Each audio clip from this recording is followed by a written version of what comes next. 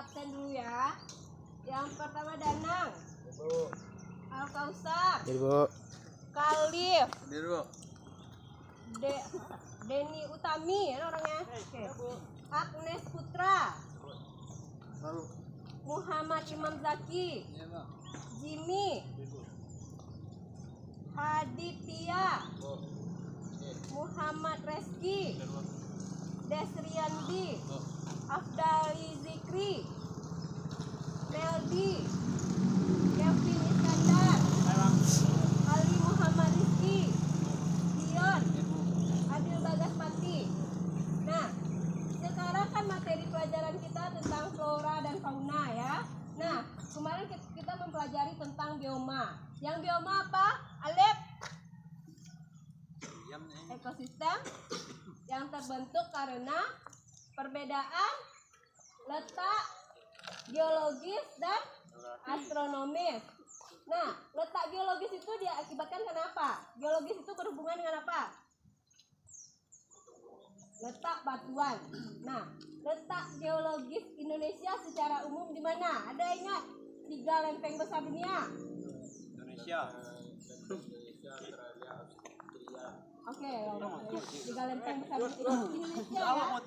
Nah, sekarang kita mau mengetahui gimana letak geologi tanah datar, sumbar. Kita di mana sini kok? Sumbar. Nah, karena letak lempeng 3 lempeng besar itu, Indonesia sering terjadi gempa bumi. Patang ada gempa nak? Rasa-rasa ada gempa patang. Nah, untuk mencatat gempa ini kemana kita pergi? Rumah. Kemana? Ke BMKG. Udah tahu BMKG? Apa kepanjangan BMKG? Apa BMKG? Badan Meteorologi dan Geofisika. Nah, jadi di sana nanti ada pencatatan gempa.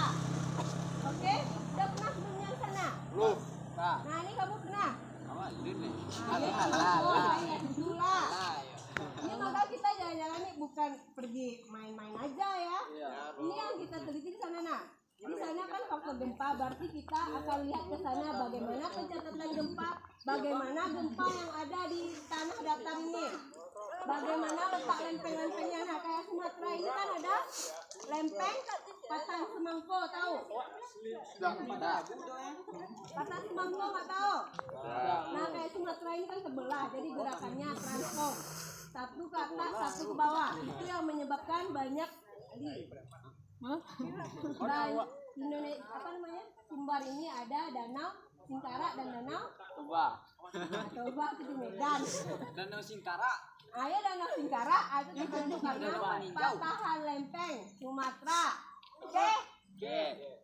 Nah, kemudian tadi ada lagi astronomis. Astronomis ini berkaitan dengan kita nggak main ya, ini materi ya. Kalian habis ini ada tugasnya loh. Oke. Jadi ke sana kalian observasi. Nanti ke sana udah kok. Nah, jenazahnya nanti pulang dari sana udah selesai tugas, besok lagiannya minggu depan saya minta ya. Nah, kemudian astronomis ini berkaitan dengan cuaca dan iklim. Apa beda cuaca dan iklim? Cuaca iklim. Ada yang tahu beda cuaca dan iklim? Ah, tropis. Cuaca? Panas dingin. Oke. Jadi kalau iklim itu, kalau iklim itu dia berada pada daerah yang luas. Kalau cuaca itu daerahnya kecil. Nah, yang unsur-unsur cuaca kita juga bisa lihat di BMKG. Kan ada alat pencatat gempa, alat pencatat curah hujan, kecepatan angin. Oke, jadi tujuan pembelajaran kita ke sana itu udah tahu kan yang tadi yang saya barusan menjelaskan karakteristik faktor yang mempengaruhi sebaran flora, kemudian sebaran fauna di Indonesia. Nah, jadi kalian nanti teliti ya. Nanti saya di mobil akan saya bagikan LKPD-nya. Apa yang akan kalian isi? Oke? Silakan lagi kelompok. Awak lah lama nak nentu pimpin bu, nak lupa lagu. Mari kita berbahagia. Tanam-tanam kopi.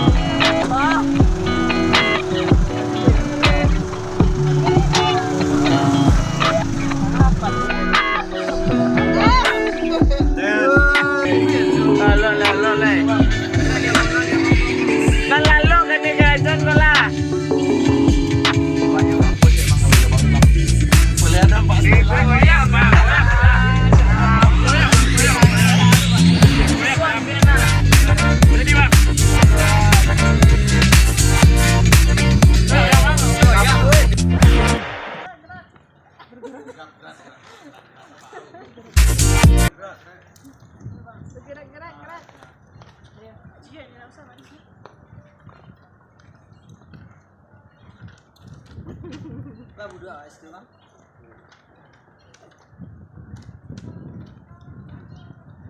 Nilang kamera sih bisa tuh nih Bu.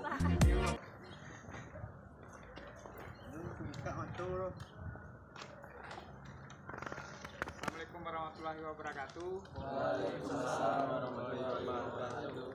Sebelumnya kami mengucapkan selamat datang di stasiun Geofisika Padang Panjang. Nanti akan dijelaskan mengenai meteorologi dan bagaimana itu gempa bumi itu terjadi dan lain sebagainya.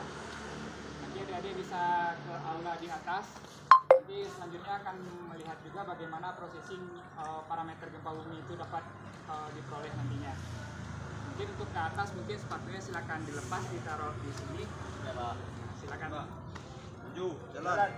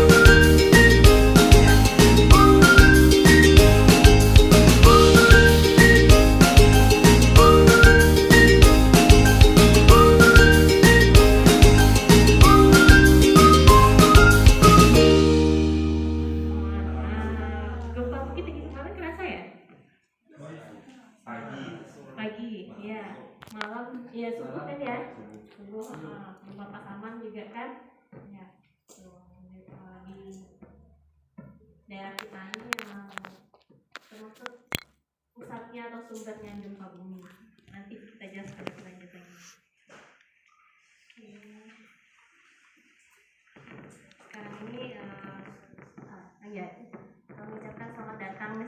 Geofisika Padang Panjang. Bukan ya. Selamat datang di Stasiun Geofisika Padang Panjang. Ini salah satu kantor BMKG yang ada di Sumatera Barat. Jadi Sumatera Barat tuh ada 5 kantor BMKG.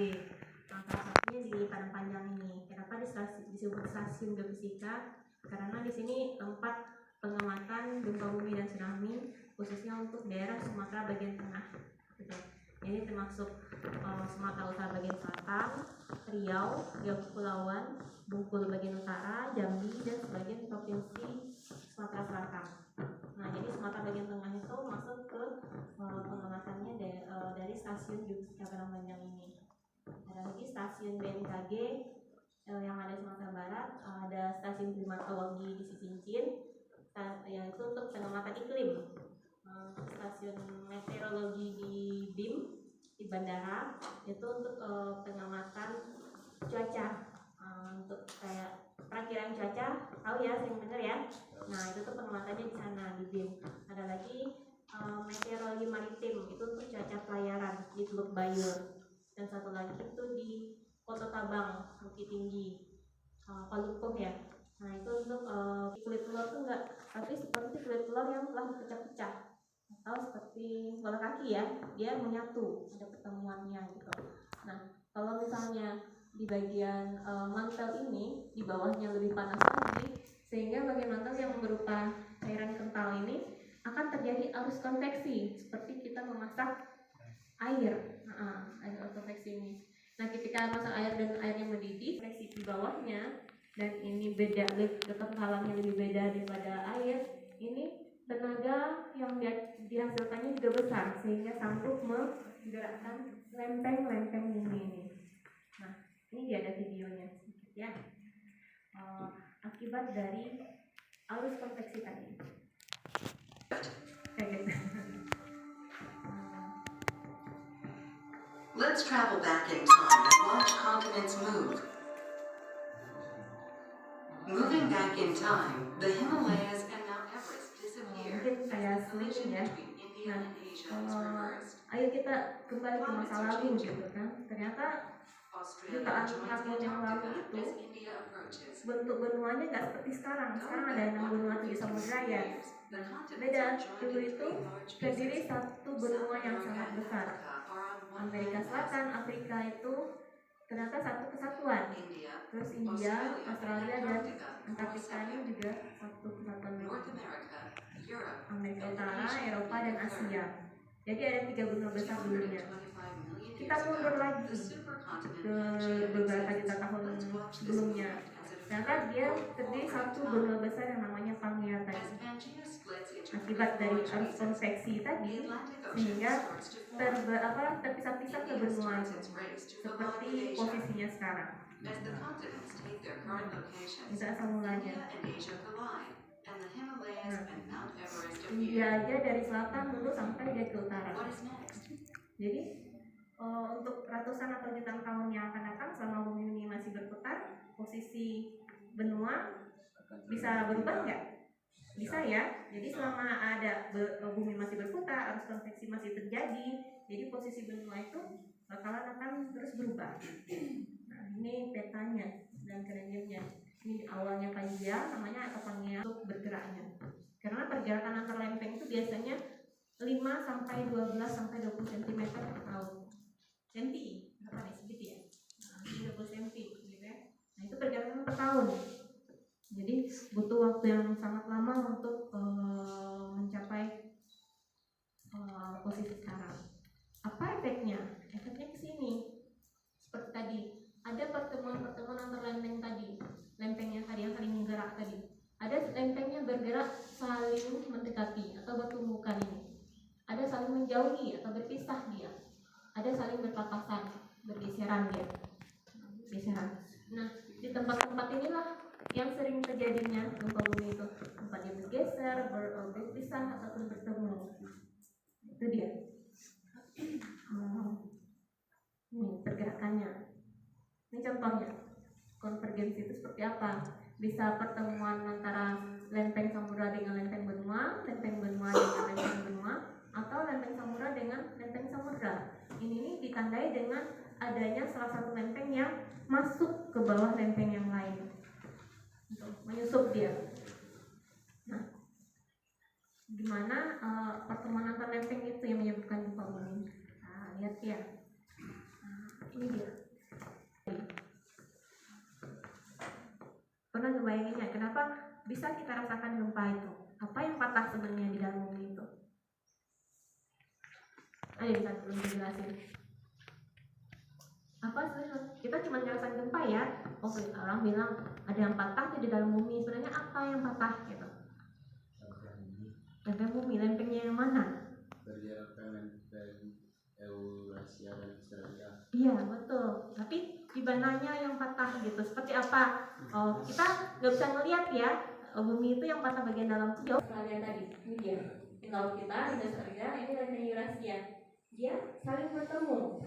Salah satu bagian dia akan selalu bertahan, sedangkan bagian yang samudra dia lebih kuat lempengnya itu, lebih keras batuannya. Jadi dia bisa masuk ke bawah lempeng yang Eurasia tadi, sehingga lempeng Eurasia tadi akhirnya bertekuk gitu kan. Sedangkan ini tetap masuk ke bawah. Bertekuknya ini bisa menyebabkan pulau, bisa menyebabkan pegunungan tiba di saat, terus pulau-pulau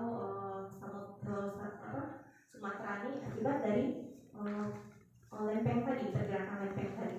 Nah, dia harus terus bergerak terus ya, karena masih ada arus konveksi. Dia terus menyusup, jaraknya sebesar kecepatan itu 5-6 cm per tahun. Nah, di satu tempat di bagian antara ini pergeserannya ini dia bergeser ya, sama dengan satu dengan yang lain. Pergeserannya ini ada satu tempat yang tidak mulus masuknya gitu. Misalnya kayak kita dorong meja ini ya, dorong meja ini antara lempeng dengan lantai ini, anggap 2 lempeng ya. Terus di depannya ada batu besar. Nah, sedangkan dorong meja ini harus kita dorong terus dengan kekuatan penuh, gitu kan? Jadi ada energi terkumpul sini karena ada batu penghalangnya, gitu. Suatu waktu dengan kekuatan yang kita dorong terus menerus itu, suatu waktu dia harus melepaskan diri. Bisa batunya copot atau mejanya yang patah. Nah itu dia sepertinya. Ketika meja patah atau batunya copot tadi menimbulkan getaran ya. Nah itu seperti itu juga gempa bumi itu. Jadi di suatu tempat ketika dia jalannya nggak ada yang mulus, misalnya ada yang tersendat, terhambat, jadi dia terkunci istilahnya. Nah dia lama-lama harus tetap jalan. Nah jadi suatu tempat harus mengalah, mau yang ini yang patah bagian dalamnya, bagian atas ini atau bagian bawah sini. Nah itu yang terjadi sebenarnya dalam pada saat gempa bumi itu. Bisa dibayangkan ya? Nah itu dia yang patah itu sebenarnya apa? Ya, tapi jangan dibayangkan tiap gempa yang patah meja ya. Ya, tapi kira-kira di dalam itu seperti itu. Nah untuk Pulau Sumatera, sumber gempa buminya nggak hanya di subduksi namanya ya, masuknya tempat satu lempengan ke lempeng lain ini kan subduksi namanya nih. Tapi nggak hanya jalur subduksi ini aja sumber gempanya, ada lagi nih sesar Sumatera atau patahan Sumatera. Di patahan ini juga sering terjadi gempa bumi. Terus ada lagi nih sesar Semangko di Pulau Sumatera di daratnya. Ini di atas Pulau Mentawai ya. Nah ini sesar Semangko di atas ini. Ini nih pergeserannya berselisih tadi. Sama dengan itu berselisih juga. Jadi untuk Sumatera, Sumatera Barat ada 3 sumber gempa. Kelebihan kita ya, kelebihan anugerah dari Allah itu dikasihnya 3 sumber gempa. Mungkin daerah lain cuma 1 sumber gempanya, kita 3 langsung. Makanya daerah kita sering dan aktif gempa bumi. Gitu. Sampai sini ada pertanyaan? Ya, yang gempanya di darat atau mau di laut? Darat kedua-duanya Bu. Dua-duanya. Boleh digugurin gempa besar di Sumatera Barat. Kalau di darat itu di daerah Padang Panjang pada tahun 1926. Itu kekuatannya 7,6 skala Richter. Itu pada zaman Belanda dan kerusakannya sangat banyak. Terus pada tahun 1983 itu gempa di daerah sekitar Mentawai dan menimbulkan tsunami. Itu pada zaman Belanda juga. Boleh saya? Kekuatannya pada 9 skala. gempa yang paling besar. Yang lebih besar lagi itu kan 7,6 di darat ya. Yang lebih besar lagi yang tahu 2009 itu. Tanggal 30 September. Itu kekuatannya 7,6 ya? Iya, 7,9 skala Richter. Itu cukup besar juga. Nah, kalau gempa besar di Sumatera Barat itu sudah banyak. Sering. Untuk pastinya saya nggak ingat tanggalnya ya, gitu kekuatannya juga. Nah, mungkin di googling bisa dari situ. Ya, oke. Ada yang lain? Ya, silakan Bu. Tadi dari penjelasan Ibu bahwa gerak itu kan artinya akan muncul gempa depan. Nah, yang sering kita dengar atau yang kita baca itu misalnya ada satu gempa, kemudian ada berita gambar setelah ini pasti ada gempa sekian dengan kekuatan 8, sekian. Nah, sebenarnya emang itu bisa diprediksi Bu atau bagaimana? Kalau untuk prediksi gempa sampai sekarang itu belum ada. Negara paling maju seperti Jepang, Amerika itu belum bisa memprediksi gempa dengan sangat akurat ya. Cuma perkiraan mungkin ada. Seperti ada orang sekarang lagi hangat-hangatnya potensi gempa 8,9 di Mentawai. Hanya sampai segitu para peneliti itu bisa memperkirakan. Jadi daerah Mentawai itu berpotensi gempa dengan magnitudo terbesar itu kan artinya 8,9 dan bisa menimbulkan tsunami. Begitu. Tapi kapannya dan waktunya itu belum ada yang bisa. Iya. Jadi hanya memperkirakan saja. Jadi nggak bisa memprediksi. Beda dengan cuaca ya. Cuaca bisa ya. Soalnya cuaca hari ini daerah Padang Panjang cerah ataupun rawan, hujan itu bisa diprediksi. Karena unsur-unsurnya bisa kelihatan di atmosfer ini, awannya bergerak kemana, pertumbuhan awannya berapa kecepatannya, kecepatan anginnya bertiup kemana, bisa diprediksi. Tapi kalau di dalam bumi kita nggak bisa melihat ya. Nah, seperti itu. Berapa energi yang tersimpan akibat dorongan tadi itu? Nah, itu mungkin bisa diukur berapa energi yang tersimpan gitu kan? Udah bisa diukur mungkin. Cuman kapan dia terlepasnya kita belum tahu. Jadi potensi 8,9 di Mentawai itu benar adanya, tapi kita nggak tahu kapan terjadinya. Jadi tugas kita hanya nunggu. Tapi mudah-mudahan nggak sampai terjadi. Iya, jangan sedikit. Kalau mudah-mudahan energinya dilepaskan sedikit-sedikit gitu. Jangan dia muncul terus-terusan tanpa ada gempa, tanpa ada dilepaskan energi. Kayak kita sakit perut gitu kan, ditahan-tahan dari keluar juga gitu kan, maaf bentuknya gitu ya. Jadi kalau misalnya depan sedikit keluarin anginnya apa gitu, seenggaknya yang tersimpan itu bisa dikurangi, tidak melalui dadamu. Oke Bu, kita lanjutkan ya. Nah, daerah-daerah ini sumber gempa bumi yang potensi. Terus untuk di Sumatera Barat, pernah dengar ya sesar Semangko ya yang tadi ya, sering dengar ya, patahan Semangko di Sumatera. Nah, ini dia. Kalau di Sumatera Barat itu daerah mana sih yang dilalaminya? Nah, ternyata tuh di Sungai Siano atau Ngarai Siano. Ngarai Siano itu akibat dari patahan Semangko itu. Terus kaki Gunung Merapi itu waktu gempa Padang tahun 2007 itu. Nah, ini banyak rumah-rumah sekitar sini yang banyak rusaknya. Terus Danau Singkara, terus ke Solo dan Danau Ate dan Danau Bawah. Ayo terus ke selatan lagi, ke utara terus ke Pasaman. Terus sesar Seinan Kajai, Seinan apa, terus gitu. Selatan juga sampai ke selatan ke Teluk Semangko di Lampung dan ke utara sampai ke Pulau Wedia, Pulau Wedia Utara. Itu dia, itu sesar Semangko itu. Jadi sebenarnya kalau kita lihat dari atas tuh mungkin nggak terlalu kelihatan, cuman biasa ditandai dengan adanya lembah atau sungai. Nah, ini dia zona subduksi atau peminjaman. Ini dia yang kita lihat tadi, kita bayangkan lagi. Ini bergerak terus ke dalam ya. Ini GPS-nya. GPS-nya ini terhambat ada di sini. GPS-nya awalnya ada di sini. Kesininya ketahannya di sini. GPS-nya bergeser. Laut di sini tambah tinggi, lautnya tambah jauh, sedangkan ini terbawa terus. Karena di sini tuh kuncinya, ada batunya sini istilahnya, ada kuncinya.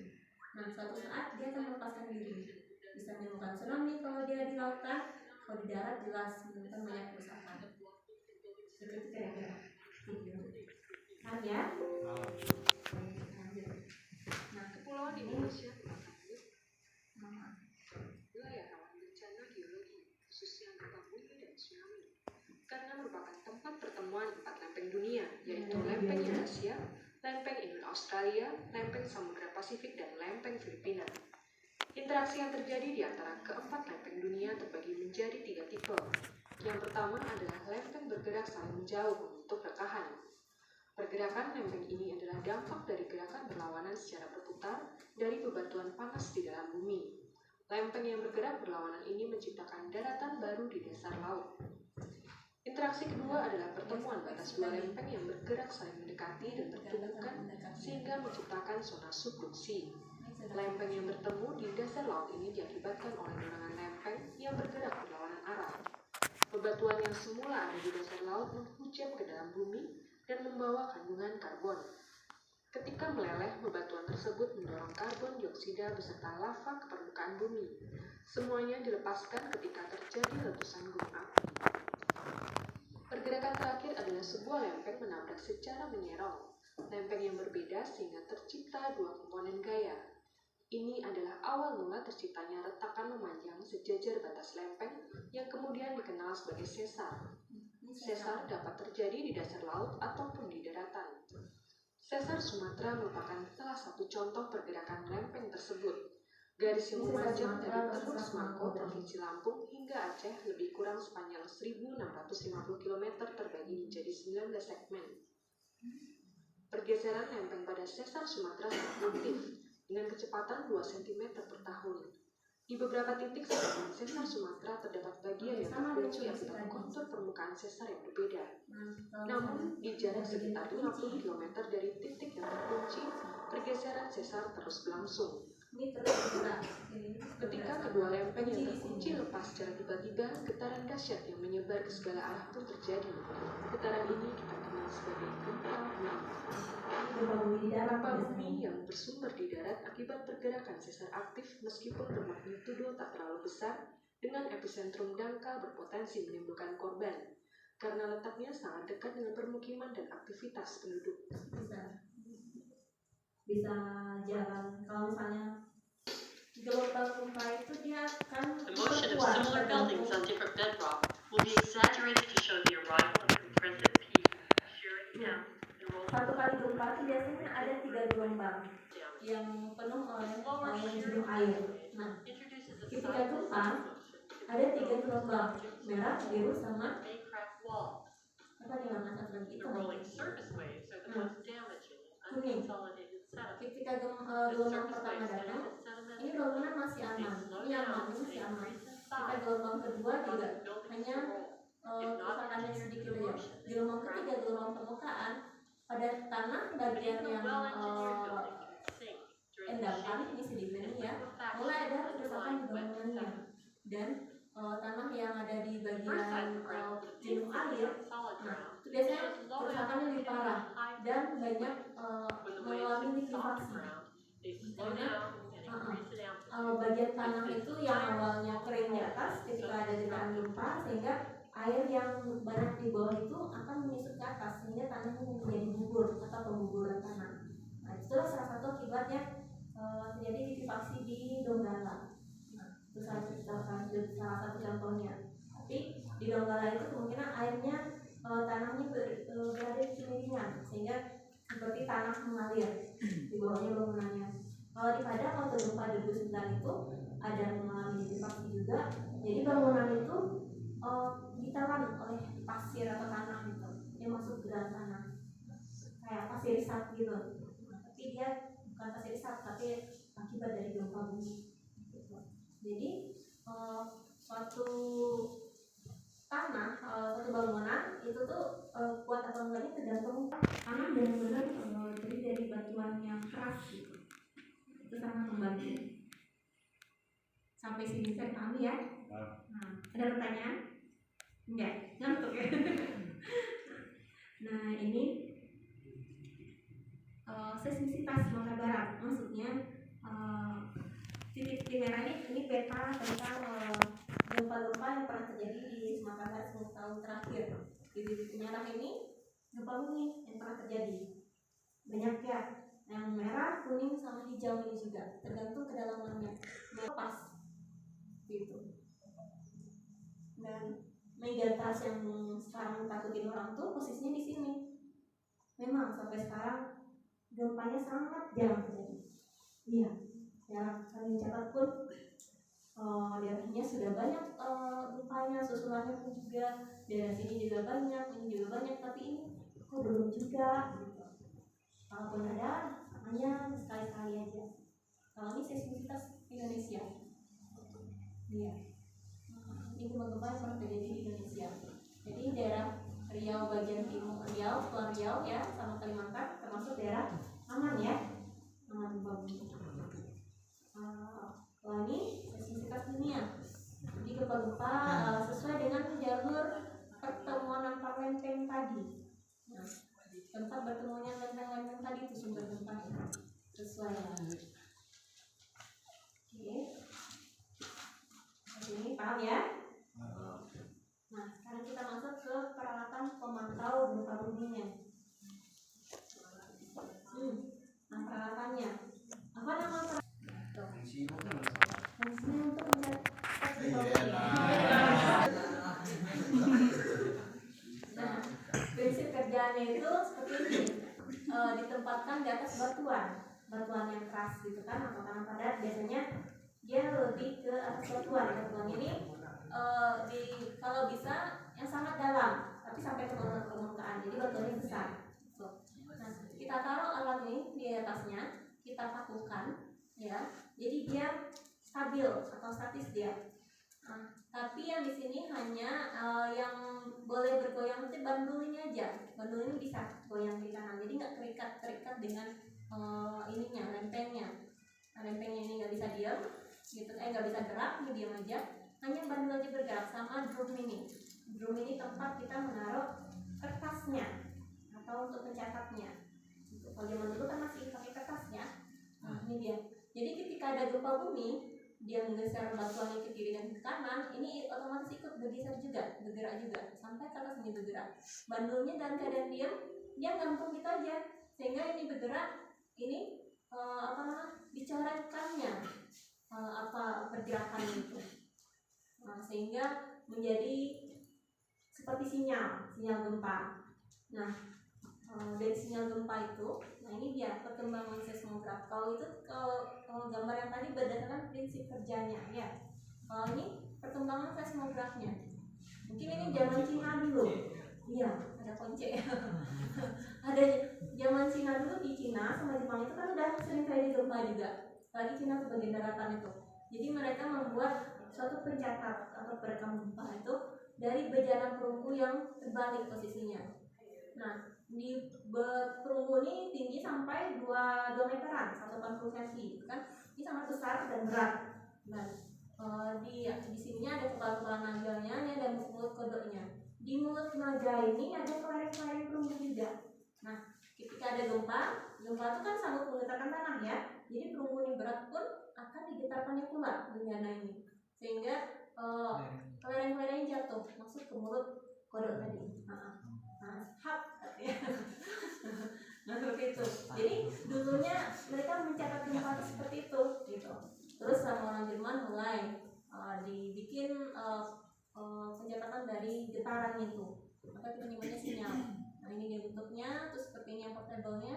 Kalau sekarang dan BMKG juga punya ini alatnya, ini juga kita seperti ini. Nah, kalau sekarang kita sudah pakai komputer semuanya. Jadi klik, ya selesai. Sampai infonya belum sampai 5 menit, teman-teman sekalian nih pas ganti kertas baru, kita kembangkan itunya, cari penggaris, pensil dan kaca pembesar. Nah, kita hitung tuh berapa panjang sinyalnya itu, berapa tinggi sinyalnya, cari lagi rumusnya, nanti baru dapat gempa. Ini sensor-sensornya ini sensor ini kita pasang di tempat seismic station, yang namanya di suatu bunker di bawah tanah atau shelter di atas tanah gitu. Nah di sana itu ada sensor, ada parabola ini untuk mengirim sinyal melalui satelit gitu. Terus ada sumber dayanya, biasanya kita pakainya panel surya. Sinyalnya berupa ini, sinyal gempa. Jadi untuk sinyal gempa tadi seperti saya bilang, dalam satu kali gempa itu ada 3 gelombang. Nah ini 3 gelombang yang dicatatnya, gelombang primer, sekunder, dan gelombang permukaan. Ini untuk sinyal gempa. Biasanya kita lihat sinyal gempa ini di mana? Sinyal seperti ini di mana? Rusak, mati. Ya. Di sinetron ada siar. Belum pernah langsung melihat kan di rumah sakit. Masih di sinetron ada siar. Dalam sinetron hari ini sinetron lama lain. Orang nonton. Nah, itu biasanya. Ya. Nah, biasanya di rumah sakit detak gelombang elastik ya, atau semacam gelombang bunyi yang diakibatkan dari sumber gempa. Gelombang ini merambat melalui medium bagian tertentu di balik dalam bumi dan direkam di stasiun pengamat. Kekuatan gempa bumi itu sangat besar loh. Kalau dihitung kekuatannya itu 20 kali dari gempa bumi skala 7 magnitude 7,0 itu setara dengan 20 kali gempa dari bom atom Hiroshima Nagasaki. 20 kali. Bayangkan aja, bom atom Nagasaki Hiroshima itu menghancurkan satu kota ya, 2 kota yang masing-masing kota itu dihancurkannya semuanya. Nah kita bayangkan 20 kali daya rusaknya. Nah, itulah kekuatan gempa skala 7. Makanya, tapi untungnya ini merambat di dalam bumi, jadi sampai ke permukaan pun energinya sudah mulai berkurang. Tambah jauh dari pusat gempa, dia energinya akan dari gelombang P, S, dan gelombang permukaan. Ini gempa bumi terjadi jam 9.00. Gelombang pertama yang akan ditangkap oleh stasiun adalah gelombang T. Lalu, dia biasanya modelnya pergerakannya menghentak. Gelombang S dia mengayun kiri kanan. Dan gelombang permukaan dia akan bergulung-gulung seperti itu. Nah, ketika 3 gelombang ini lah yang membuat bangunan itu bisa rusak, remuk seperti itu. Itulah kira-kira perjalanan gelombang ini dan lapisan bumi. Oke, sampai sini ada pertanyaan? Ya, Bu. Ya. Bagaimana beralat gempa bekerja, Bu? Caranya seperti tadi. Seperti dia Pak nyimak, Bu. Handphone dari ayam gitu. Nah, seismograf tadi ketika ada gelombang gempa, dia akan dicatat oleh alatnya langsung, gitu kan? Cara kerja seismograf itu seperti itu, mencatat semua gelombang yang dirasakan, baik gelombang bumi, gelombang gempa, atau pokoknya selama getaran gitu. Mobil lewat atau kita loncat-loncat, dia mencatat. Gitu. Tadi bro. Jadi seperti apa ketika ada getaran tanah di gambar yang pertama tadi, seismograf yang pertama, seperti itu cara kerjanya. Udah saya jelasin loh. Nyimak tadi ya. Nanti kita lanjut ulang lagi ya. Kita lanjut dulu ya. Magnitudo ini kekuatan energi yang dilepaskannya, yang bisa sampai 20 kali bom Nagasaki Hiroshima itu kekuatannya, atau kita nyebutnya dulu skala Richter, sekarang magnitudo aja 7,2, 8,9. Nah itu magnitudonya namanya. Kalau intensitas ini besaran atau dampak yang diakibatkan atau yang kita rasakan. Nah, itu dari intensitas. Maksudnya skala energi. Misalnya ini dirasakan oleh semua orang tetapi terekam oleh alat. 3-4 dirasakan oleh kebanyakan orang tetapi tidak merusak. Benda-benda ringan yang digantung, bergoyang, dan terakhir bergetar. Jadi tergetar. Nah itu sekitar 3-4 energi. Nah, ini 3-5 seperti retak rambut pada dinding, genteng jatuh, melorot, dan sebagai berjatuhan.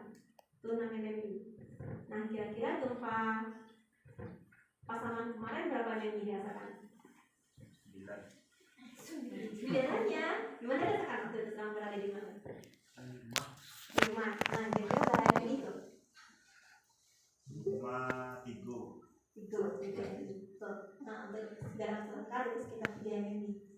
Tersangka Parmanjang lebih tinggi sama 3 MMI lebih tinggi 4 MMI. Nah, untuk dipasangkan itu sekitar ini 7 MMI. Banyak rumah yang rusak.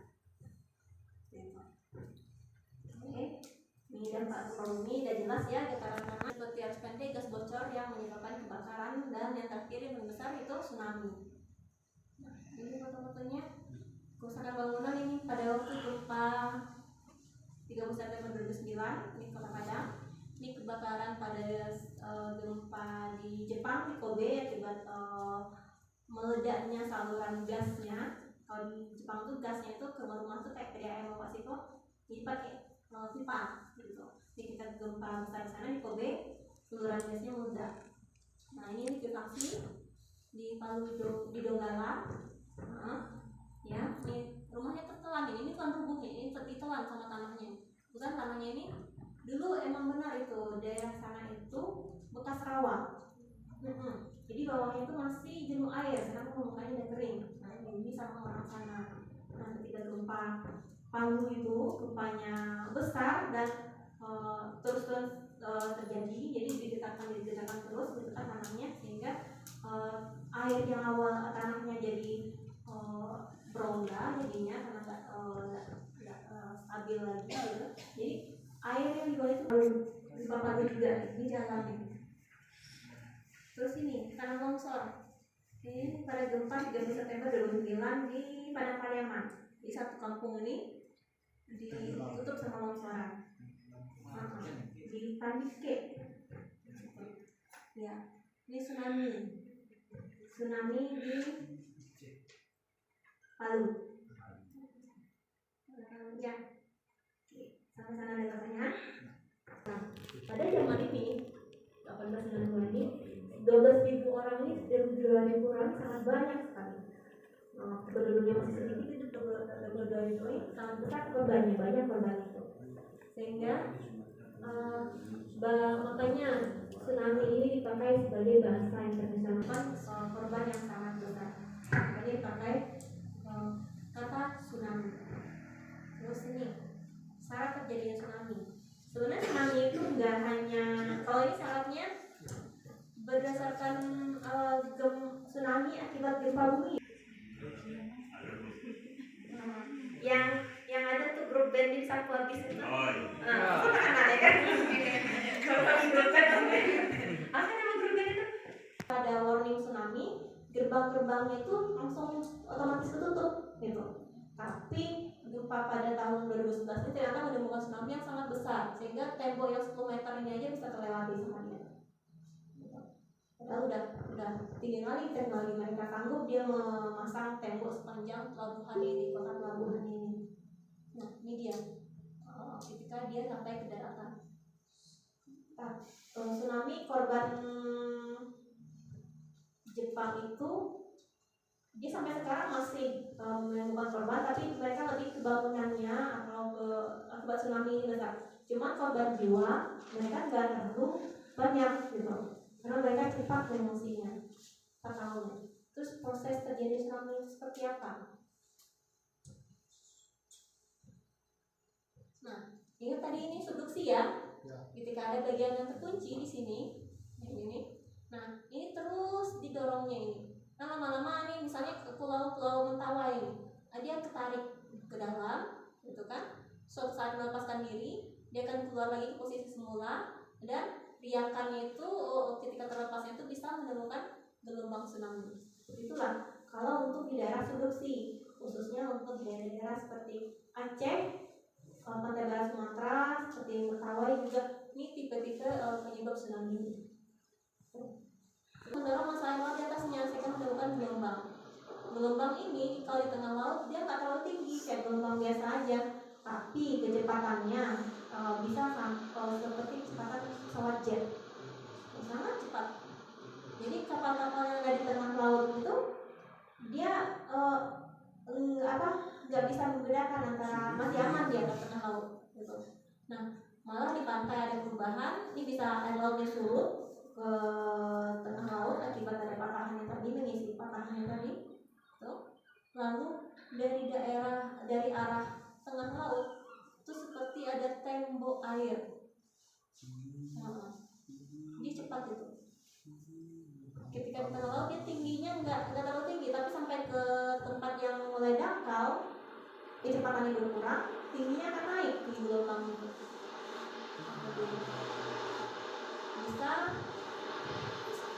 Bisa punya pohon-pohon semua sampai berjenis kalau begini. Nah, gelombang tsunami ini nggak sekali, bisa berkali-kali. Bisa yang kedua ini bisa lebih besar daripada yang pertama. Dan air ini sangat berbahaya ya, ketika dia nyapu semuanya itu. Air laut ketika dia surut setengah lagi itu sama berbahayanya juga, karena dia membawa. Kalau gelombang tsunami, dia seperti masa air itu, tubuh air itu semuanya kayak air apa ya, galodopa gitu, air bak gitu. Seluruh masa air itu yang didorongnya. Jadi bisa bangunan 3 lantai atau lebih, ombak akan datang berkali-kali, berkaitan itu, tidak cuma sekali. Terus sungai dan saluran air akan meluap. Ini tempat yang pertama ditujunya. Terus tidak selalu dimulai dengan air laut surut. Kalau tsunami dekat dengan kita, mungkin itu ada Bangladesh, di sebelah ada pulau kecil di dekat India itu. Nah itu kena tsunami dari Aceh itu. Tiba-tiba dia menghantam. Dia nggak merasakan gempa, dia nggak merasakan apa-apa, cuma tiba-tiba tsunami datang. Ada, saya nonton di National Geographic itu kereta yang sedang lewat. Memang informasinya bahwa itu utamanya kereta api ya. Kereta lagi jalan, langsung disatu. Jauhnya sampai 20 meter dari relnya, satu sama tsunami. Terus ombak pertama tidak selalu yang terbesar. Kapan datang dan berapa tingginya akan berbeda tergantung dengan tempat terjadinya gempa dan kekuatannya. Terus di daerah Teluk, saya baca ya. Gerakan air surut akan kuat mengalir ke arah pantai. Terus dalam area pelabuhan ada kalanya kapal tidak bisa dioperasikan seperti yang dikehendaki. Maksudnya kapal itu langsung di dalam karya seperti tsunami di Nias. Biasanya punya sekalian 20-20 gitu kan. Jika Anda merasakan gempa lebih dari 20 detik lamanya, itu pasti gempanya sudah besar, 20 detik, dan tidak bisa berdiri tegak. Kalau berdiri kita jatuh, goyang gitu kan, berdiri jatuh lagi, udah. Anda tuh punya waktu 20 menit untuk meninggalkan pantai. Itu semuanya 20 kita biasanya untuk memberi kewaspadaan kepada masyarakat. Jadi ketika ada gempanya besar, kuat, lama, nggak usah tunggu apa lagi.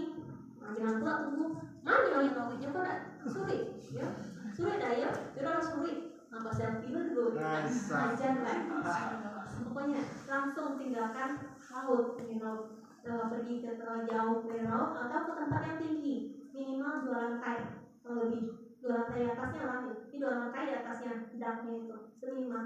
Soalnya untuk berak padang itu ketinggiannya mencapai 10 meter hingga tsunami. Setelah air dibikin simulasinya. Jadi nggak usah tunggu apa lagi, tunggu info dulu dari BMKG. Mana BMKG infonya? Pernah masuk infonya di Instagram, di Facebook, tsunami itu nggak usah. Ketika ada merasakan gempa seperti itu, tanpa tunggu apa lagi, jauhin pantai. Alhamdulillah kalau di Kota Padang mungkin banyak ya bangunan bertingkatnya. Daerah apalagi Papua apalagi. Jadi daerah Riau ya, Pulau Riau yang masih aman. Karena Kalimantan bagian barat. Itu berapa emang nego kita bukan baru ya. Itu. Sampai di sini ada pertanyaan? Ya dari itu. Ada ya? Lama gitu kan terus saya info gempanya, potensi tsunami, gitu loh. Jadi potensi ini kalau kita sudah BMKG sudah memberikan gedung fungsional, nah di sana itu pengamatannya 24 jam sehari, 7 hari seminggu, 30 hari sebulan. Jadi kita pengamanan terus menerus di sana. Jadi BMKG ini nggak ada matinya, kecuali mati lampu, yang mati lampu hidup lagi sih. Nah, kalau misalnya ada kunjungan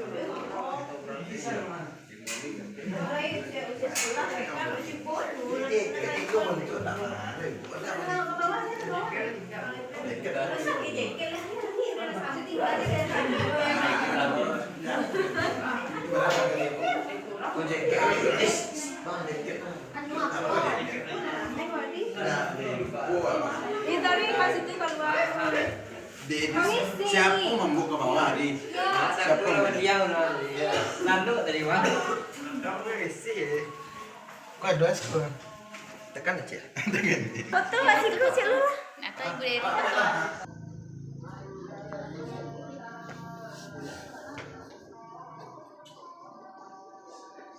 Bensin mesin.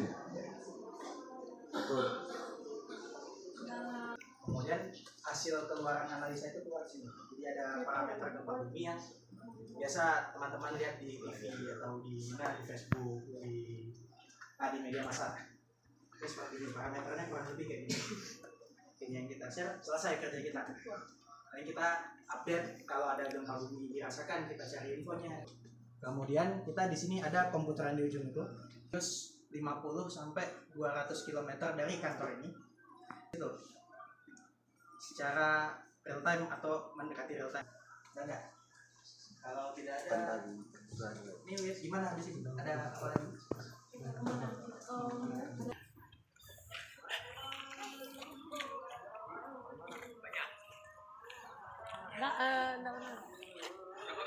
Kenapa?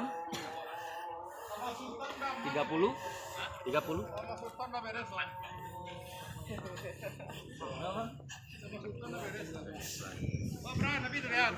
Silakan naik pintu ini aja.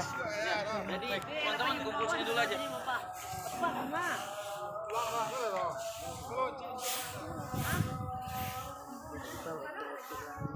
Bola kristal, guys.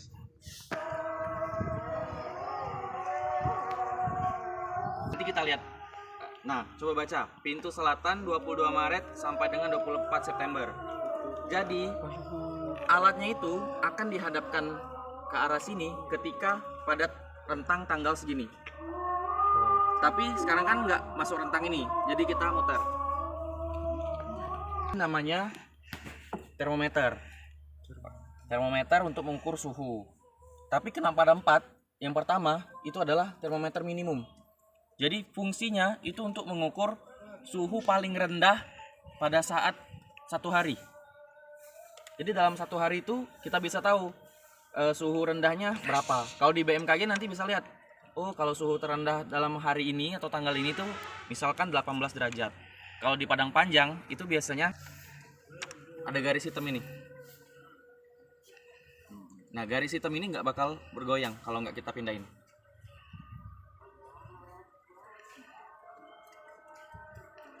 Yang di belakangnya itu ada namanya kecepatan angin. Ini yang versi konvensional atau yang tidak digital. Kalau yang digital, kalian bisa lihat di menara itu, tower merah putih itu. Nah itu ada ya, benar.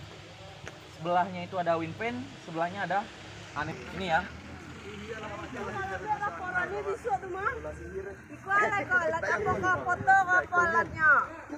Kalau tadi baling-baling bambu, ini bola ramalan. Iya. Namanya ini adalah Campbell Stokes. Yang murah sabuk itu. Apa? Yang murah di sabuk. Bola sihir. Gak ada bahasa Indonesia. Apa tadi ulang? Campbell Stokes. Seperti gembel ya. Bola ritual. Campbell Stokes ya. Biasakan. Fungsinya untuk mengukur lamanya penyinaran matahari. Nah, ini ada kertas. Dilihat kebakar nggak? Nah, inilah fungsinya. Ini ada angka kan? Kita lihat, bisa lihat nanti. Oh, dari jam 10 sampai jam 11 dia ada matahari bersinar gitu. Nah, ini fungsinya untuk mengukur lamanya itu. Filmmu. Angin. Iya lah. Ini panas ya tadi. Ida angin. Enggak lah.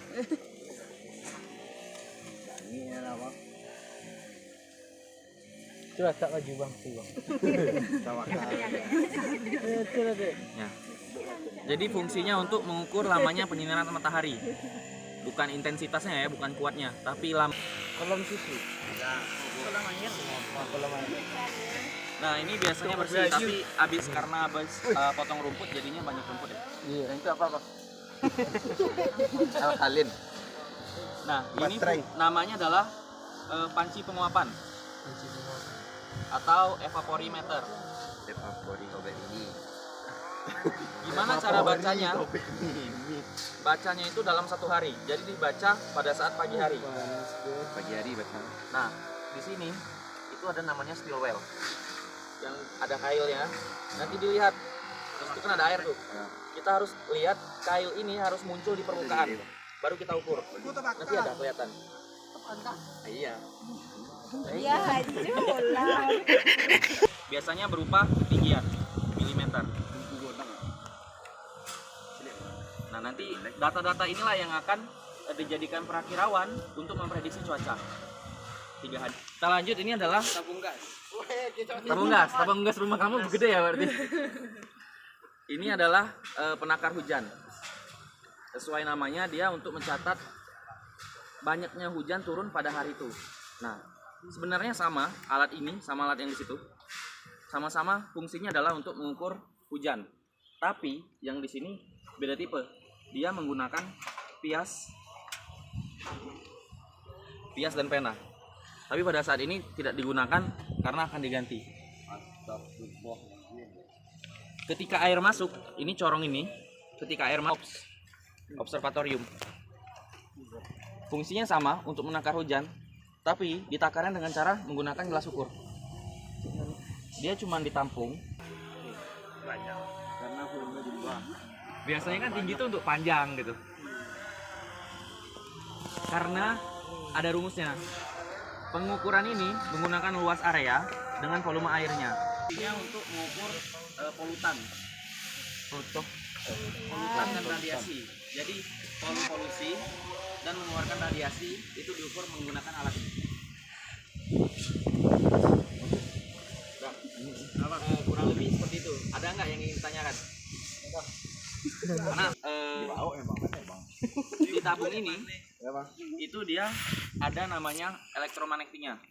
Jadi ketika polutan menempel di sekitarnya, dia jadi mengukur polutan itu mengeluarkan juga elektromagnetik. Sehingga ketika elektromagnetiknya bertemu dengan yang elektromagnetik polutan, itu menghasilkan arus listrik. Nah, arus listrik itu yang diukur menjadi berapa banyak polutannya.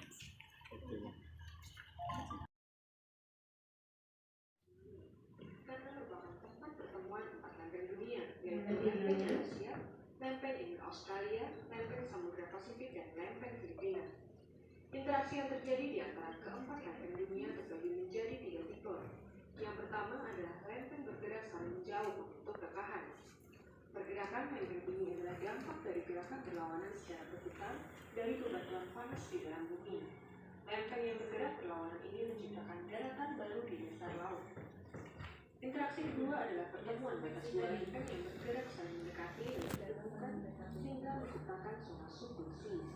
Lempeng yang bertemu di dasar laut ini diakibatkan oleh dorongan lempeng yang bergerak berlawanan arah. Bebatuan yang semula ada di dasar laut menghujam ke dalam bumi dan membawa kandungan karbon. Ketika meleleh, bebatuan tersebut mendorong karbon dioksida beserta lava ke permukaan bumi. Semuanya dilepaskan ketika terjadi letusan gunung api. Pergerakan terakhir adalah sebuah lempeng menabrak secara menyerong. Lempeng yang berbeda sehingga tercipta dua komponen gaya. Ini adalah awal mula terciptanya retakan memanjang sejajar batas lempeng yang kemudian dikenal sebagai sesar. Sesar dapat terjadi di dasar laut ataupun di daratan. Sesar Sumatera merupakan salah satu contoh pergerakan lempeng tersebut. Garis Ini sesar Sumatera atau sesar Semangko. Provinsi Lampung hingga Aceh lebih kurang sepanjang 1.650 km terbagi menjadi 19 segmen. Pergeseran lempeng pada sesar Sumatera dengan kecepatan 2 cm per tahun. Di beberapa titik di sesar Sumatera terdapat bagian yang berfungsi akibat kontur permukaan sesar yang berbeda. Namun, di jarak sekitar 50 km dari titik yang terkunci, pergeseran sesar terus berlangsung. Ini terus bergerak. Ini bergerak Ketika kedua lempeng yang dikunci lepas secara tiba-tiba, getaran dahsyat yang menyebar ke segala arah pun terjadi. Getaran ini kita kenal sebagai gempa bumi. Ini gempa bumi di darat Gempa biasanya. bumi yang bersumber di darat akibat pergerakan sesar aktif meskipun bermagnitudo tak terlalu besar, dengan epicentrum dangkal berpotensi menimbulkan korban karena letaknya sangat dekat dengan permukiman dan aktivitas penduduk. Bisa jalan, kalau misalnya sesarnya di darat gitu kan, bisa dia jalan yang lurus awalnya bisa bengkok dia jalan kereta api ataupun sungai. Di daerah Ketiput ada tuh waktu gempa 2007 jalan kereta api belok jadi rekat SD. Ada buktinya itu waktu gempa 2007 kemarin. 2007 10 tahun yang lalu, berapa 13 2007 lah pokoknya. Saya baru pertama kali di sini, baru datang di sini. Dapat gempa itu kita survei, kita ke lapangan melihat bagian jalan yang bengkok, awalnya kakinya bengkok, jalannya juga gitu kan. Itu salah satu mungkin di situ buktinya ada sesar, ada patahannya. Nah salah satu bergeser ke utara, satu lagi bergeser ke selatan. Kalau di gempa Donggala itu malah kelihatan sekali suatu jalan di gang ini kiri kanannya rumahnya rapat, jalannya lurus gang itu. Tapi setelah gempa, gangnya geser. Awalnya lurus jadi mentok dia tengah-tengahnya geser, satu geser ke utara, satu geser ke selatan gitu. Akhirnya terputus jalannya. Jadi dia ngadat rumah orang, jalannya putus di sini ada rumah orang, yang dia utara putus juga ada tembok rumah orang. Gitu. Nah benar-benar bergeser akibat dari sesar tadi itu. Dan buktinya, boleh silakan lihat di Google fotonya atau di YouTube adanya. Salah satu bukti adanya sesar atau patahan. Terus ini ya, amplifikasi. Boleh. Nah, maksudnya amplifikasi ini gelombang gempa itu dia kan The motion kuat of similar buildings tergantung. on different bedrock will be exaggerated to show the arrival of compressive P, shear and Nah, and rolling. satu kali gempa itu biasanya ada 3 gelombang. Nah, misalnya di bagian tanah ini kita potong nih. Ini bagian yang tanahnya yang padat, gitu kan? Ini yang agak bagian lunak. Ini yang bagian pasir yang penuh oleh yang jenuh air. Nah, ketika gempa ada 3 gelombang, merah, biru, sama apa nih warna satu lagi? Nah, kuning. Ketika gelombang pertama datang, ini bangunan masih aman, ini masih aman. Ketika gelombang kedua juga hanya kerusakannya sedikit ya. Gelombang ketiga, gelombang permukaan, pada tanah bagian yang endapan ini sedimennya mulai ada kerusakan di bangunannya, dan tanah yang ada di bagian jenuh air, nah itu biasanya kerusakannya lebih parah dan banyak mengalami likuifaksi karena bagian tanah itu yang awalnya kering di atas ketika ada getaran gempa, sehingga air yang banyak di bawah itu akan menyusut ke atas sehingga tanahnya menjadi gugur atau pengguguran tanah. Nah, itulah salah satu akibat yang terjadi likuifaksi di Donggala. Nah, itu salah satu contohnya. Tapi di Donggala itu kemungkinan airnya tanahnya berada di kemiringan sehingga seperti tanah mengalir di bawahnya bangunannya. Kalau di Padang waktu gempa 2009 itu ada mengalami likuifaksi juga. Jadi bangunan itu ditelan oleh pasir atau tanah gitu, dia masuk ke dalam tanah kayak pasir isap gitu. Tapi dia bukan pasir isap, tapi akibat dari gempa bumi gitu. Jadi kira dulu ada yang tahu? Belum. Pasti ada terdengar. Mungkin belum. Apa namanya?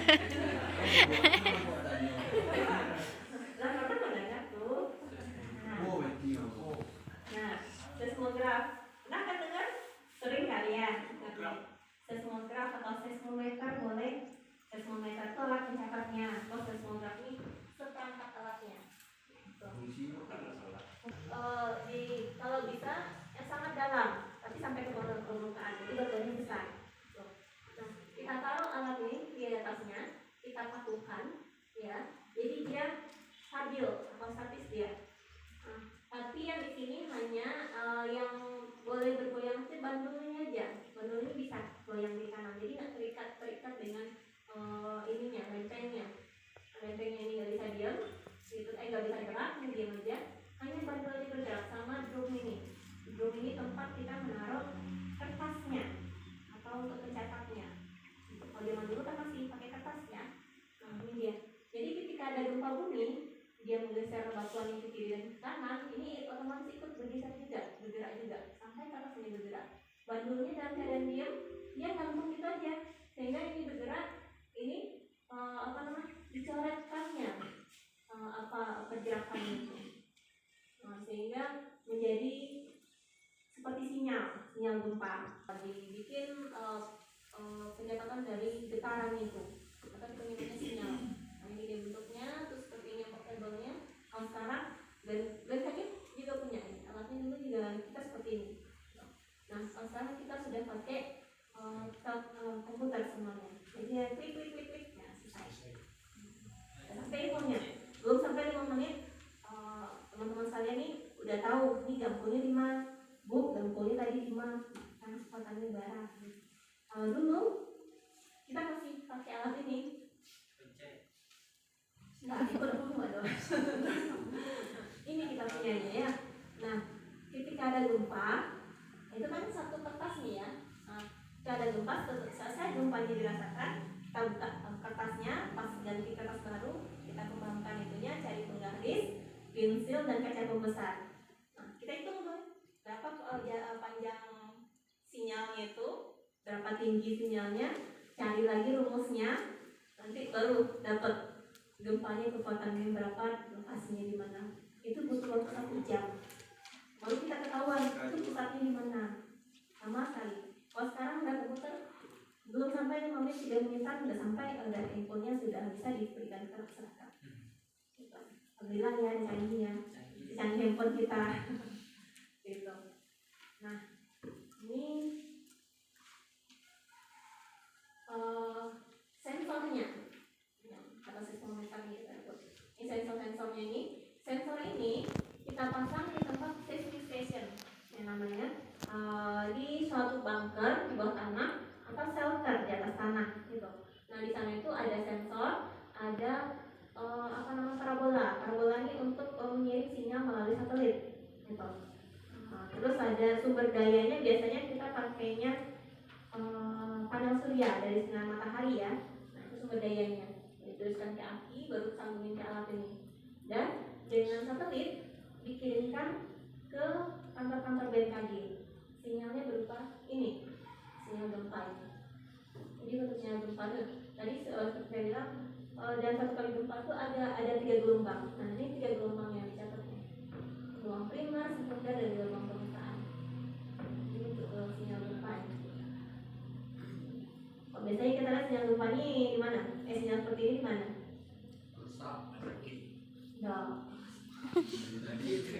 Di sinetron Indonesia. Belum pernah langsung melihat kan di rumah sakit, masih di sinetron Indonesia.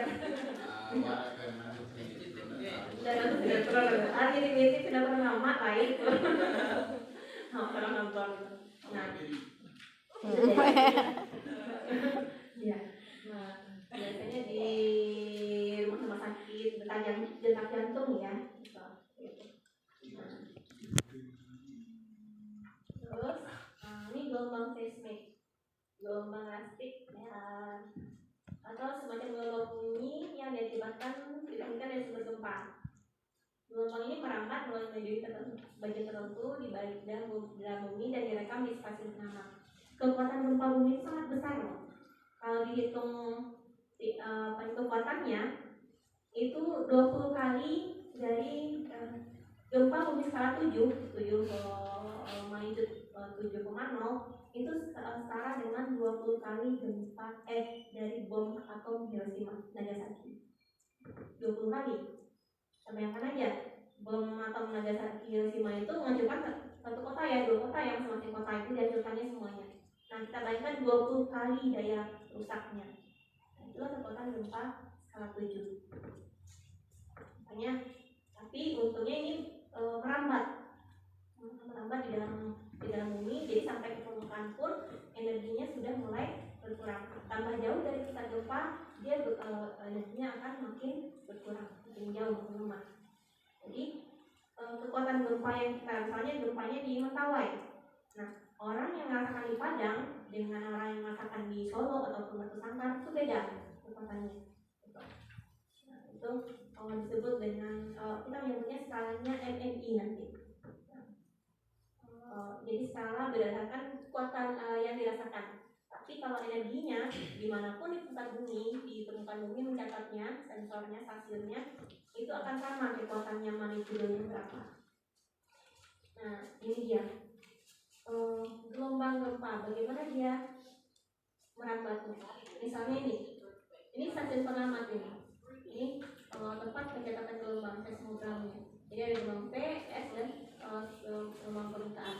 Ini gempa bumi terjadi jam 9.00. Gelombang pertama yang akan ditangkap oleh stasiun adalah gelombang P. Lalu dia biasanya modelnya pergerakannya menghentak. Gelombang S dia mengayun kiri kanan. Dan gelombang permukaan dia akan bergulung seperti itu. Nah, tiga gelombang ini yang bikin membuat bangunan itu bisa rusak, runtuh. Oke, baiklah siswa sekalian, saya rangkaian pembelajaran kita pada hari ini udah selesai ya. Dari BMKG, hutan mangrove, kemudian apa lagi? Pantai. Hutan bakau, oke. Besok Senin saya terima laporannya, sekalian videonya, oke? Amin. Nah, Danang silakan pembaca hamdalah Danang. Pipin. Karena pembelajaran kita sudah selesai dan sekarang kita mau jalan ke pulang, marilah kita bersyukur. Alhamdulillahirabbil alamin. Amin. Abu. Dadah. Woi, apa tuh? Oke. Woi, Kak. Bismillahirrahmanirrahim.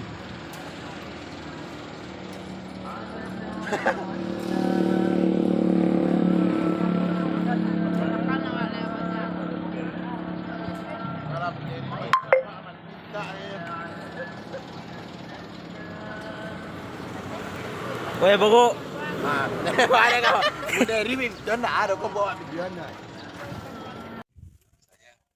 Sekarang pandangan terpadu ya, melihat fenomena itu dari Ya, kalian sebut tadi baling-baling bambu ya. Nama aslinya itu adalah anemometer. Nah, fungsinya itu untuk mengukur kecepatan angin. Ini yang versi konvensional atau yang tidak digital. Kalau yang digital, kalian bisa lihat di menara itu, sebelahnya ada anemometer. Kalau wind vane itu mengukur arah angin.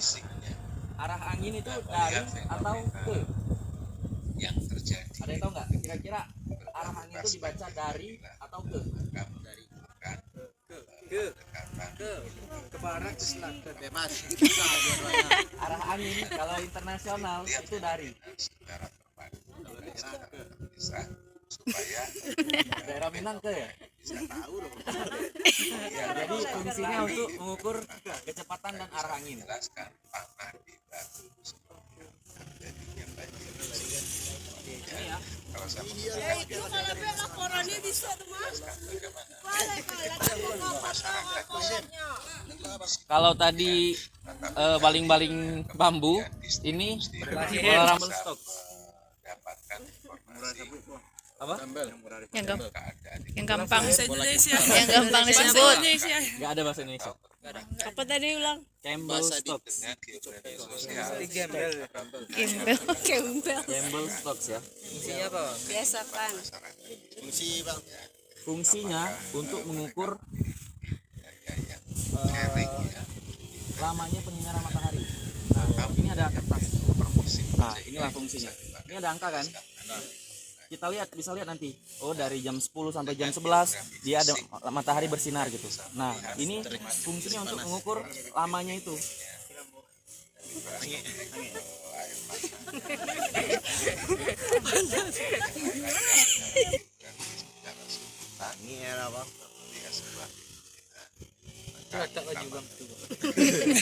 Mengukur lamanya penyinaran matahari. Bukan intensitasnya ya, bukan kuatnya, tapi lamanya matahari bersinar. Nah, kalau kayak gini dia nggak kepekat. Lanjut ke yang tengah. Kurang sus. Curah hujan ya. Nah, ini biasanya bersih, tapi habis karena habis potong rumput jadinya banyak rumput ya. Iya. Itu apa? Alkalin. Nah, ini namanya adalah panci penguapan. Bagaimana kalau ini atau evaporimeter. soal yang tadi Gimana cara bacanya? Bacanya itu dalam satu hari, jadi dibaca pada saat pagi hari. Nah, di sini itu ada namanya steel well. Ada kailnya. Nanti dilihat, nanti kan ada air tuh. Kita harus lihat kail ini harus muncul di permukaan, baru kita ukur. Nanti ada kelihatan. Oh, iya. sisi lain sering Ya. Ya, nanti kita bisa tahu. Tambah lamu kena weh. Aku juga kota pembiasan Tapi saya. kan tadi baca rohnya tadi kok kan tulis di mah. Apa bu, kayak ini harus naik kaki baru bisa dibaca. Jadi selisih dari pembacaan sehari sebelumnya dengan pembacaan hari ini itulah nilai penguapannya. Biasanya berupa ketinggian milimeter. Nah, nanti data-data inilah yang akan dijadikan perakirawan untuk memprediksi cuaca 3 hari ke depan, seminggu sampai dengan sebulan. Lanjut. Iya. Jadi kalau ke Taman Alam ini 3 jam ke sini. Nah, 3 jam itu dimulai dari jam 7. Karena jam 7 itu sama dengan 00 UTC. Nah, kita lanjut, ini adalah tabung gas rumah kamu gede ya berarti. Ini adalah penakar hujan. Sesuai namanya, dia untuk mencatat banyaknya hujan turun pada hari itu. Nah, sebenarnya sama alat ini sama alat yang di situ. Sama-sama fungsinya adalah untuk mengukur hujan. Tapi yang di sini beda tipe. Dia menggunakan pias dan pena. Tapi pada saat ini tidak digunakan karena akan diganti. tapi bisa nggak wilayah Ketika air masuk, ini corong ini, ketika air masuk, penanya akan naik dan turun. Ya, diilustrasikan seperti itu ya. Nanti di pias ini kita bisa lihat, oh pada jam segini itu hujan turun berapa volumenya. Laboratorium. Fungsinya sama untuk menakar hujan, tapi ditakarnya dengan cara menggunakan gelas ukur. Dia cuma ditampung, terus kita buka kerannya. Gak ada hujan, Pak.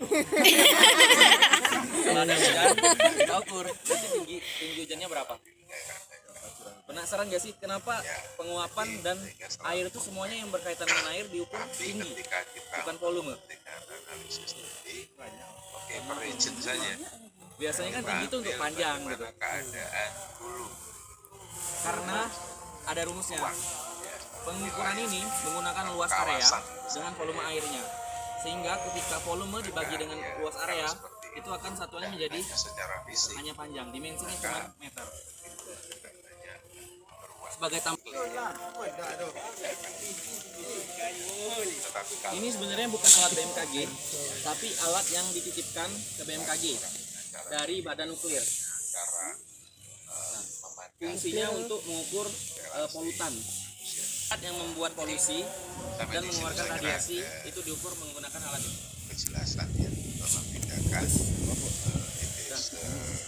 Kurang lebih seperti itu. Ada nggak yang ingin tanyakan? Gimana kerja? Cara kerja alatnya? Cara kerjanya. Jadi di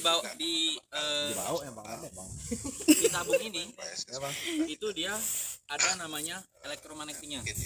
Jadi ketika polutan menempel di sekitarnya, dia jadi polutan itu mengeluarkan juga elektromagnetik. Pendekatan ke ruangan gitu. Sehingga ketika elektromagnetiknya bertemu dengan yang elektromagnetik polutan itu menghasilkan arus listrik. Nah, arus listrik itu yang diukur jadi berapa banyak polutannya. Diterapkan nanti di buku itu ya silakan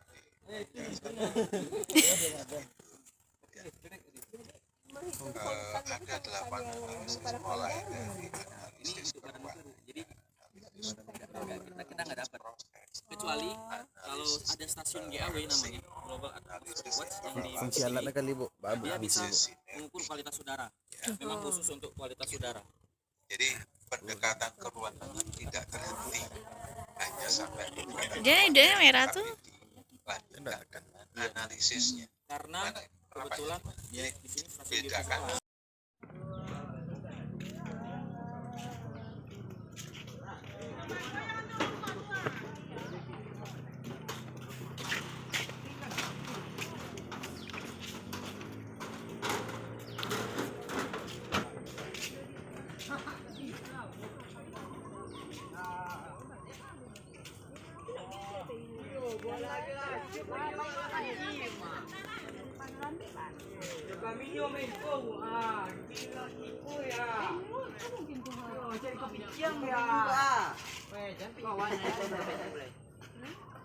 Penyusah kok. Kalau nambiak lah dah. Saya kalau calik kalau nama mati. Awam biar punya kepikiran doang. Abang sudah, abang kau berderet panjang lah. Wah, ibu belum lah. Mau tahu awak ya lo. Duduk atau Ambil dua. Cepet atau pada si Anu tu duduk satu. Sanu.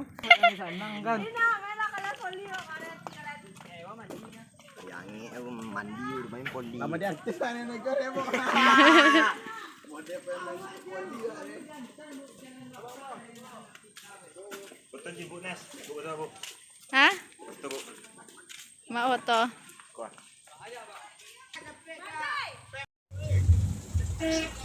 Wah, woi. Nah, di bagian itu saya hutan hujan tropis, mau hutan hujan tropis. Nah, hutan hujan tropis kata Mbak. Nah, Mbak.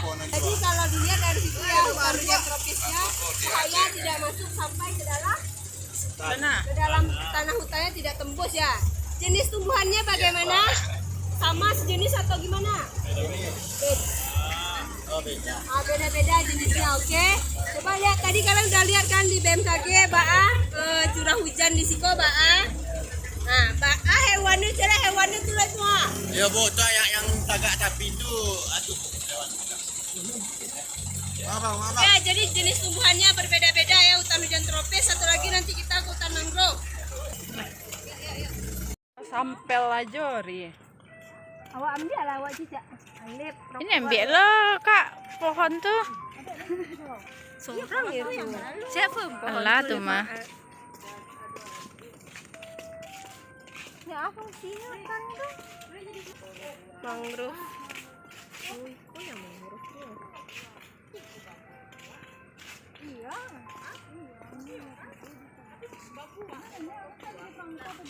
Kan lai dah ke. Dia lai.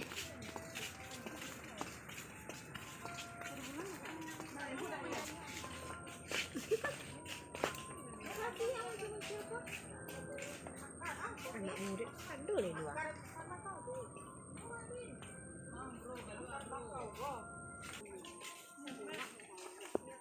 Si tadi mana?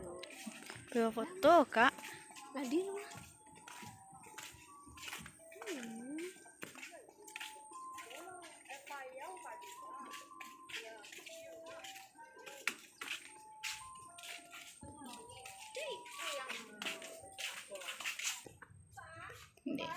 Khusus awak kamu videoan kok.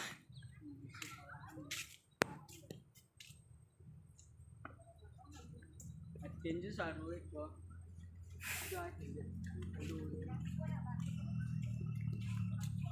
Aduh, tuh. Aja ngoyang. Nes ibu dari tadi minta lay.